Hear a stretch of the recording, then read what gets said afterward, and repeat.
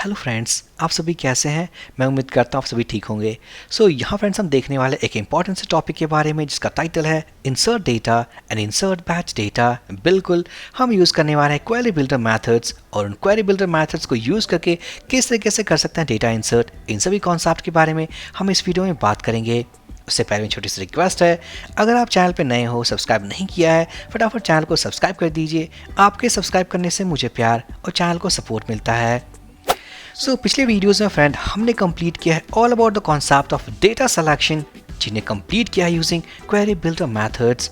अब इस बार इस वीडियो में हम देखने वाले हैं क्वेरी बिल्डर के मेथड्स को यूज़ करके डेटा को इंसर्ट कैसे करें, किस तरीके से कर सकते हैं, एक सिंगल डेटा या मल्टीपल डेटास। इन सभी कॉन्सेप्ट को हम इस वीडियो में देखने वाले हैं। तो हम ओपन करेंगे ऐप फोल्डर, कंट्रोलर्स, ओपन करने वाले हैं स्टूडेंट कंट्रोलर। अब यहाँ पर इस कंट्रोलर क्लास में एक मेथड क्रिएट करने वाले हैं। Public function insert data. अगर हम चलें ब्राउज़र में अपने टेबल के अंदर, अगर हम इसे ऑर्डर बाय डिसेंडिंग करें तो हम देख पाएंगे हमारे पास total number of students equals to 501।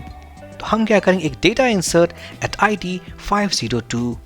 यहाँ पर डेटा इंसर्ट करने के पहले अगर हम जान लें अपने कॉलम्स के बारे में, तो हमें चाहिए name, email, age value, address, gender and created at. But यहाँ पर जो ID है, this is auto increment created at by default value current time stamp. तो हमें चाहिए केवल name, email, age, address and gender. चलते हैं एडिटर में।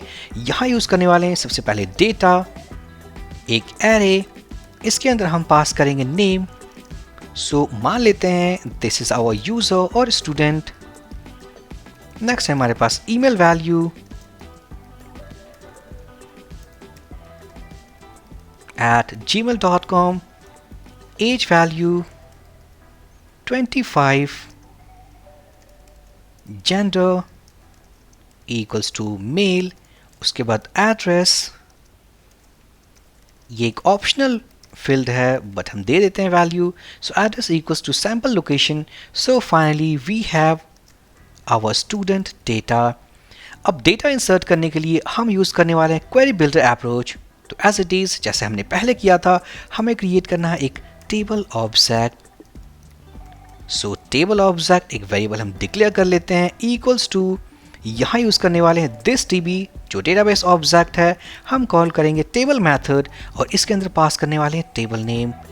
अब यहाँ पर इस ऑब्जेक्ट को यूज़ करके हम कोई ऑपरेशंस को परफॉर्म कर सकते हैं। जैसे पिछले वीडियोस में देखा था ऑल अबाउट डेटा सिलेक्शन, यहाँ करने वाले हैं use insert method. Table object हम कॉल करेंगे इंसर्ट मेथड और इसके अंदर पास करेंगे डेटा।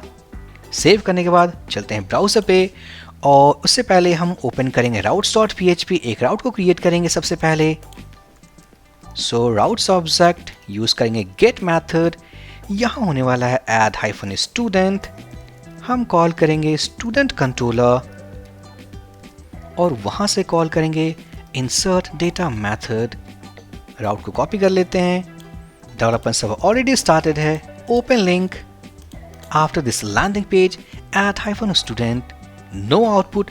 बट अगर हम जाएं टेबल में, रीलोड करें ऑर्डर बाय डिसेंडिंग ऑर्डर, तो हम देख सकते हैं 502। तो सक्सेसफुली यहाँ हमने यूज़ किया insert method of query builder, जिसे यूज़ करके हमने किया एक डेटा क्रिएट। अब बात करें बल्क अमाउंट में डेटा कैसे क्रिएट करें। तो सिंपल, हम क्या करेंगे, इसे हम कट कर लेते हैं, इसके अंदर एक एरे बनाएंगे, हम पुट करेंगे। This is our first user. User 1, इस तरीके से इसके ईमेल पैटर्न को भी करने वाले हैं हम। यूजर 1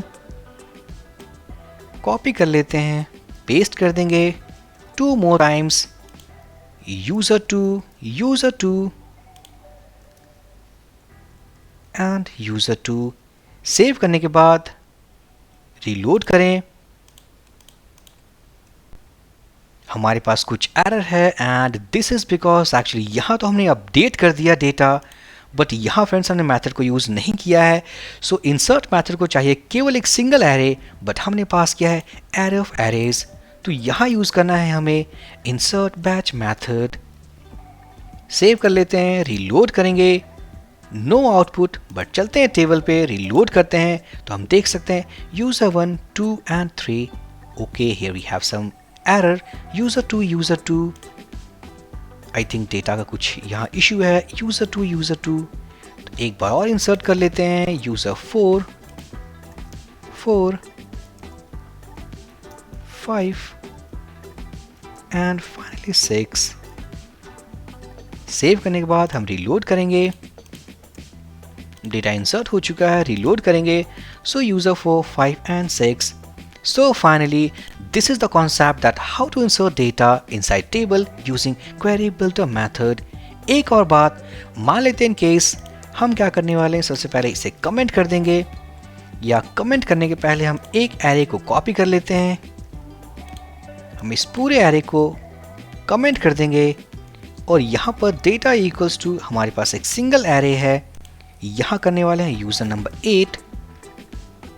सेव करने के बाद हम कॉल करने वाले इंसर्ट मेथड और पास कर देंगे डेटा वेरिएबल।